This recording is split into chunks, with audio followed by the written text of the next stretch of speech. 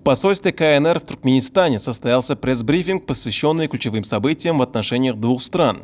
Главной темой стал недавний визит национального лидера туркменского народа, председателя Халк-Маслахата Туркменистана Гурбангулы Бердымухамедова в Пекин, а также результатом ежегодных сессий Всекитайского собрания народных представителей и Народного политического консультативного совета Китая.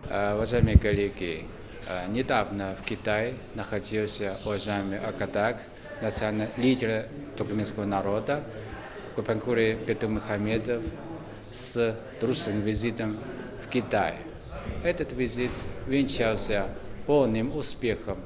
В ходе визита уважаемый Акатак, национальный лидер туркменского народа, имел сердечную беседу с председателем Китая господином Си Цзиньпином и обсуждали широкий спектр вопросов, которые представляют интересы обеих сторон, которые затрагивались не только двусторонние отношения, но и обстановки в регионе и в мире.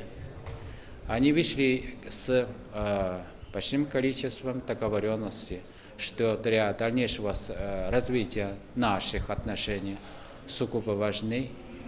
И мы готовы вместе с туркменскими друзьями в полной мере реализовать эти важные договоренности на благо наших стран и наших народов.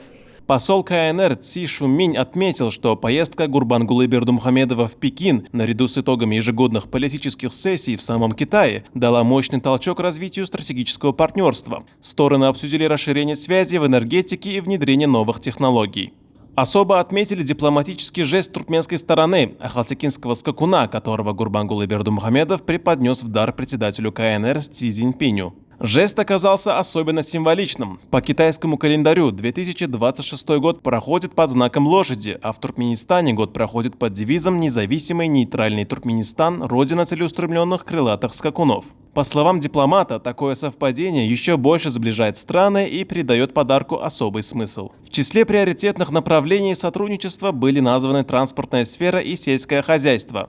Также Туркменистан и Китай намерены развивать совместные проекты в области искусственного интеллекта и цифровой экономики. Особое внимание стороны уделяют внедрению возобновляемых источников энергии. Эти секторы станут фундаментом для укрепления экономических связей в ближайшие годы. Также была выражена готовность КНР совместно с туркменской стороной использовать возможности механизма Китай-Центральная Азия для упрощения торговой и инвестиционной деятельности и формирования новых точек роста. В завершении брифинга Ци Шуминь подтвердил намерение Пекина в полной мере реализовать достигнутые на высшем уровне договоренности для обеспечения общего процветания двух стран.